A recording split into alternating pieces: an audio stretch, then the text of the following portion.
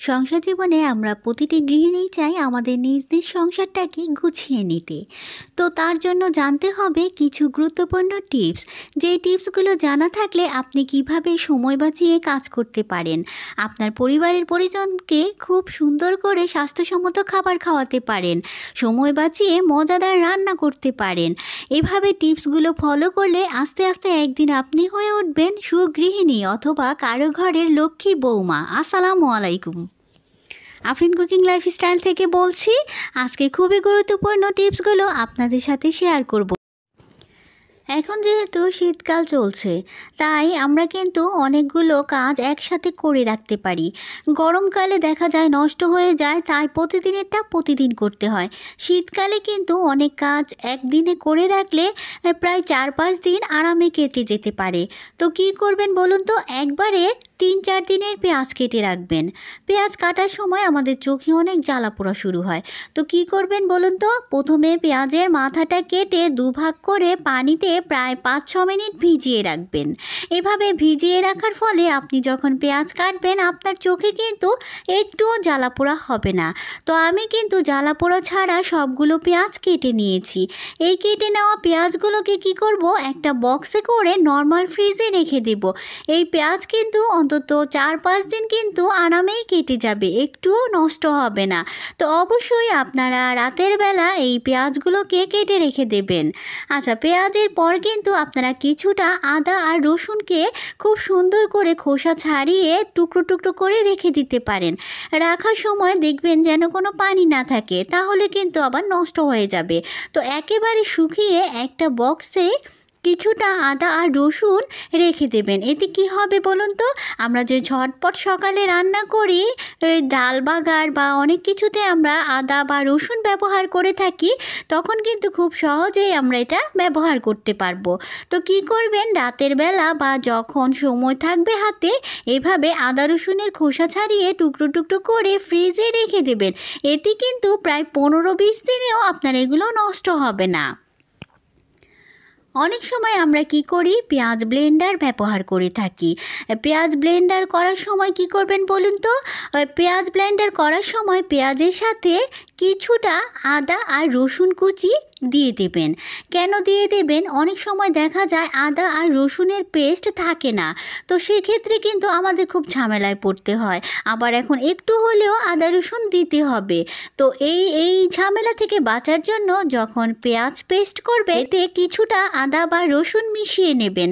তখন ওই মেশানো আদা রসুন দিয়ে আপনি সব কিছু রান্না করতে পারবেন। পরের টিপস, চিংড়ি। এই চিংড়ি কিন্তু আপনারা ফ্রিজে সংরক্ষণ করে যদি দীর্ঘদিন খেতে চান, প্রায় 4-5 মাস একেবারে সতেজ টাটকা কীভাবে থাকবে সেটা বলে দিচ্ছি। চিংড়িটাকে একটা বয়ামের ভেতরে ভরে নেবেন। পানিতে প্রত্যেকটা চিংড়ি ডুবিয়ে রেখে দেবেন ডিপ ফ্রিজে।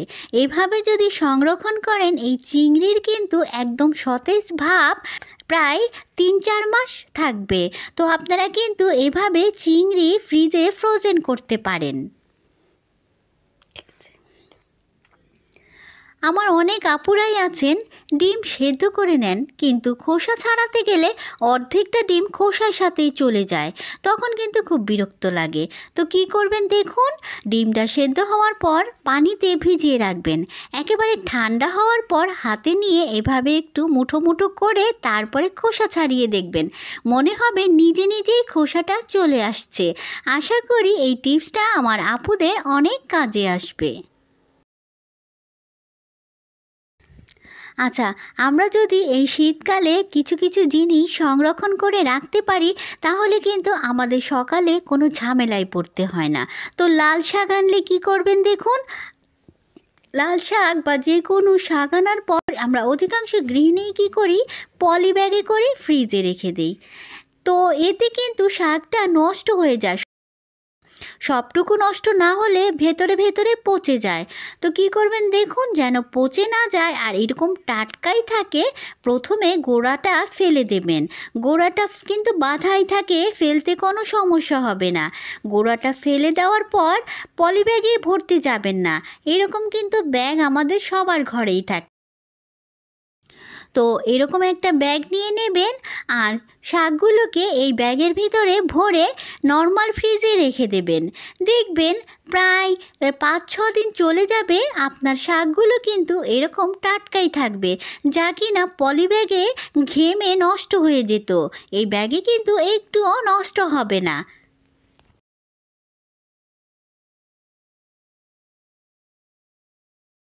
বেগুন, আমরা অনেকটা তেলের কারণে বেগুন ভাজা খেতে চাই না।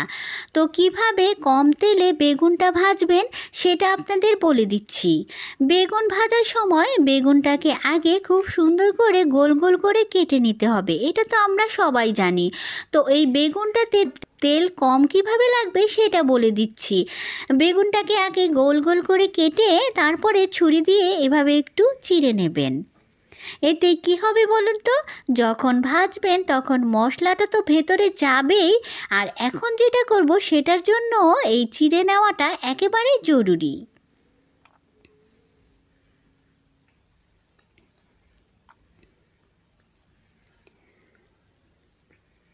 একটা বাটিতে পানি নিয়ে নেবেন। পানিতে এই বেগুনের চাকগুলোকে ভিজিয়ে দেবেন, সাথে সামান্য একটু নুন দিয়ে দেবেন। প্রায় 20 মিনিট বা 15 মিনিট, হাতে সময় কম থাকলে অন্তত 10 মিনিট ভিজিয়ে রাখবেন। তারপরে বেগুনটা যখন ভাজবেন আপনার কিন্তু তেল অনেক কম লাগবে, কারণ এই পানিতে ভেজানোর কারণে তেল বেশি টেনে নিতে পারবে না। তো আশা করি এখন থেকে বেগুন ভাজার আগে একটু নুন দিয়ে বেগুনটাকে ভিজিয়ে রাখবেন।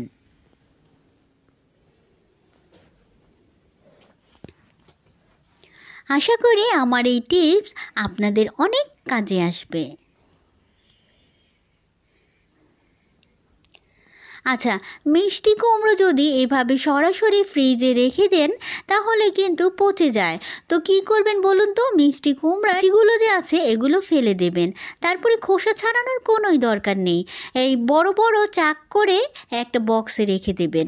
বড় বড় চাক করে রাখলে কি হবে বলুন তো, যখন যেভাবে মন চায় পছন্দ মতো কেটে নেবেন, আর কেটে নেওয়ার সময় এই টুকরোগুলো থেকে খোসা ছাড়িয়ে নেবেন। খোসা সহ যখন আপনি এভাবে মিষ্টি কুমড়োটা কেটে রেখে দেবেন ফ্রিজে, নর্মাল ফ্রিজে, তো প্রায় 15 থেকে 20 দিনেও কিন্তু এই মিষ্টি কুমড়োগুলো কিছুই হবে না। আপনারা রেখেই দেখবেন।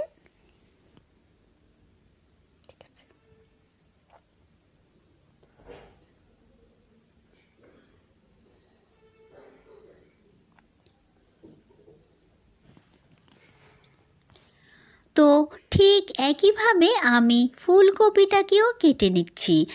এই কাজগুলো যদি আপনারা আগে একদিন করে রাখেন তাহলে সপ্তাহ জুড়ে কিন্তু আর হট্টগোল হতে হবে না।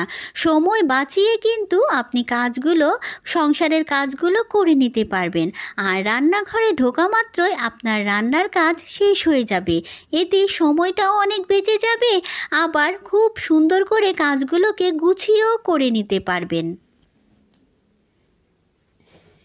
ফুলগুলোকে বড় বড় করে রাখবেন, যখন খুশি পছন্দ মতো টুকরো করে নিয়ে নেবেন। এতেও কিন্তু আপনার ফুলকপিটা অনেকটাই ভালো থাকবে।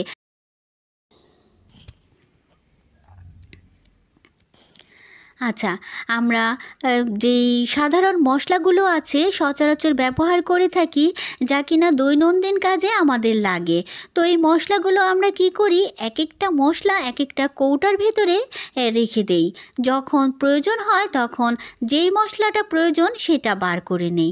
একটা একটা করে দেখা যায় এগুলো সব মশলাই একটাতে লাগে, তখন একটা একটা করে সবগুলো কৌটা বের করতে হয়। তো আপনারা যদি আমার মতো এরকম একটা মশলাদানি ব্যবহার করেন যা কিনা একটাতেই সব ধরনের মশলা রাখতে পারেন, তো একবার বার করে নিলেই কিন্তু একটা তরকারি বা একটা রান্নাতে দিয়ে দিতে পারেন। আপনার বারবার কিন্তু পট আর বের করতে হচ্ছে না, একটা পট দিয়েই কিন্তু আপনার সবগুলো মশলা বার করে নিতে পারছেন। আর বাকি মশলাগুলো কন্টেনারে ভরে রাখবেন, আর এই ছোট মশলাদানিটা সবসময় হাতের কাছে রাখলেই হবে। অনেক সময় ফ্রিজে দেখবেন এখানে সেখানে ফ্রিজের ভেতরে অনেক দিনের পুরনো লেবু, শসা, টমেটো, গাজর এগুলো পড়ে আছে, বহুদিন হয়ে যায়, তারপরে হয়তো বা একদিন চোখে পড়ে। তো এগুলো কি করবেন বলুন তো? ফেলবেন না। লেবুগুলোকে একটু কুসুম গরম পানি দিয়ে ভিজিয়ে রাখবেন, তারপরে দেখবেন লেবুগুলো রসালো হয়ে যাচ্ছে। আচ্ছা, আর ওই যে শুকিয়ে যাওয়া একদম শসাটা, সেটাকে কি করবেন? সতেজ হওয়ার জন্য ফ্রিজে ঠান্ডা পানি নিয়ে নেবেন। ঠান্ডা পানিতে শুকিয়ে যাওয়া গাজর, টমেটো আর শসাগুলোকে ভিজিয়ে রাখ প্রায় 15 থেকে 20 মিনিট। এতে দেখবেন এই শুকিয়ে যাওয়া শসা, গাজর আর টমেটোটা একেবারে সতেজ হয়ে গিয়েছে। এখন আমি আপনাদের খোসা ছাড়িয়ে দেখাচ্ছি। এটা যে একেবারে নেতিয়ে যাওয়া শসাটা প্রায় 15 থেকে 20 দিন আগে কেনা, সেটাকে ঠান্ডা পানিতে ভিজিয়ে কতটা কচকচে করে নিচ্ছি। একই সাথে গাজরটাও কিন্তু একেবারে কচকচে হয়ে গিয়েছে। এখন আর আমরা এগুলো কিন্তু ফেলবো না।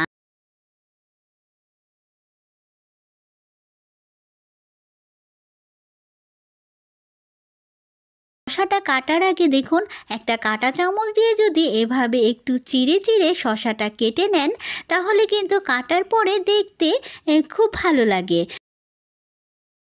চাইলে কিন্তু শসা কাটার আগে এভাবে কাঁটা চামচ দিয়ে একটু চিড়ে নিতে পারেন, তারপরে গোল গোল করে কেটে দেখবেন।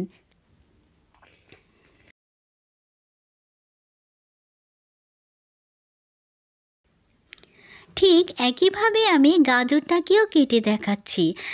এইভাবে যদি আমরা সুন্দর করে পরিবেশন করি, তাহলে কিন্তু ফেলে দেওয়া জিনিসগুলোকেও আমরা লক্ষ্মীর মতো কাজে লাগাতে পারি, আর পরিবারের পরিজনদের কাছে সুন্দর করে পরিবেশন করে খাওয়াতে পারি।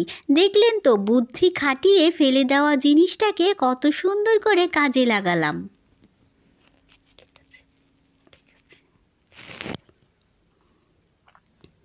কথা বলতে বলতে কিন্তু আমি খুব সুন্দর করে গাজরটাকেও কেটে নিয়েছি।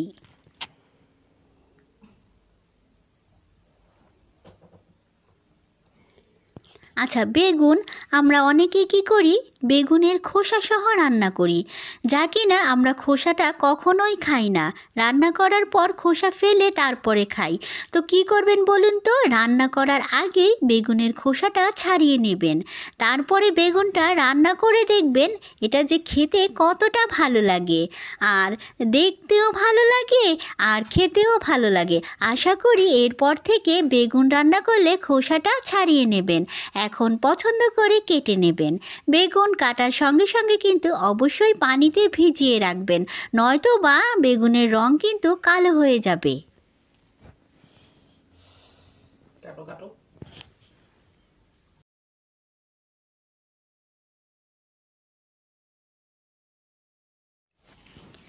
এই বেগুন কাটা কিন্তু পানিতে ভিজিয়ে যদি রাতের বেলায় রেখে দেন, একটুও কালার নষ্ট হবে না, সকালবেলা কিন্তু রান্না করে নিতে পারবেন।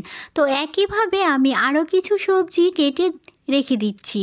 এভাবে যদি কিছু কিছু সবজি রাতের বেলা কেটে রেখে দেন, তাহলে কিন্তু প্রায় 4-5 দিন আপনারা সংসারের কাজ খুবই দ্রুত করে নিতে পারেন। তো আমি আশা করি আমার মতো আপনারাও কাজগুলোকে গুছিয়ে করবেন, তখনই কিন্তু আমার সার্থকতা আসবে আপনাদের কাছে টিপসগুলো শেয়ার করার জন্য।